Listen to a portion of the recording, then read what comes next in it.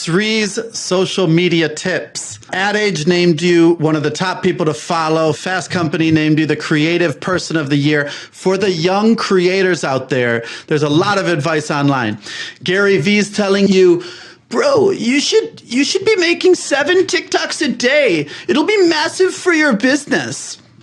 I love that guy. But should they be making tons of videos? What's your opinion?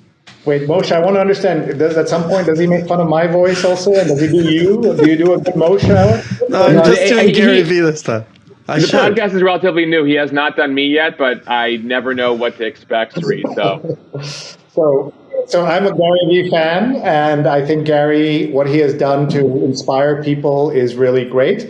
Doesn't mean everybody can do what Gary does and be successful. My suggestions on social media are just very, very practical and big picture. So I'll give you the big picture stuff. Just think about building your brand through great content, right? It isn't what we sort of things we've been talking about already. Find out what you're doing that's special, that's working, experiment, try new things. That's one of Gary's pieces of advice, that keep testing the different platforms. When there's a platform, jump on it, see if it's important to you, see if it works, and then build it out. And in terms of practical things, just be careful. Like when people are saying, "Well, I only need to be on TikTok. I don't need to be, say, on Twitter." A lot of us old journalists and people like that are on Twitter. So think about mixing your social media so that you can relate to the audience that you want to reach, but also keep in mind the olds have some value, and there may be some platforms where they're more likely to find you, contact you, do interviews with you, things like that. I also think that paying attention to the quality of the photographs you post, the accuracy, not sharing someone else's content without giving credit. These are all things that Moshe and Alex and I, growing up in the business, know to do instinctively. But I think a lot of the younger creators have never been told that, right? Like they live in a remix world, right? In IG, they say, remix this. And that's like one of the commands of IG. So how do you then do the kinds of things we're talking about and make sure you really have access? The other thing I would say is please think of social media as a place where you're listening in addition to speaking and broadcasting, because that's also really important. That's a great way to get new ideas, get new sources for things that you want to do, new inspiration, and a way to reach out and help people. Like generosity works so well in social media that sometimes we lose sight of that. I talk about the value of being confident on social media, being generous on social media, being transparent on social media.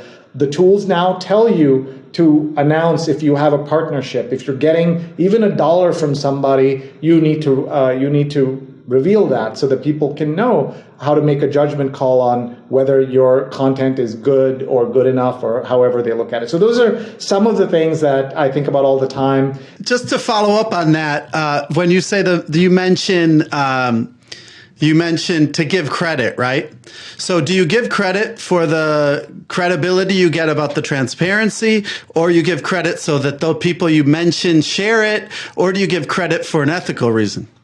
All of the above. I can tell you on a slightly different example, one of the biggest songs in South Asia today was done by a famous producer with 2 famous stars singing, and that producer is now being called out by other rock stars who are saying, we introduced you to this young creator and she wrote the song or did something that then you have piggybacked of and blown up in this huge way in South Asia. We're talking about hundreds of millions of people. And that's what you don't want to be in, that position. You don't want to be ever accused of taking someone else's work and benefiting from that. I think there's plenty of room where if you see someone's kernel of an idea and you rework it and work with them and give them credit, then people can go back and follow them. One of the sad things online is how many memes have no creator, right? You can't tell who the creator was. Imagine if we could go back and find out who created some of these original, like Hall of Fame level memes,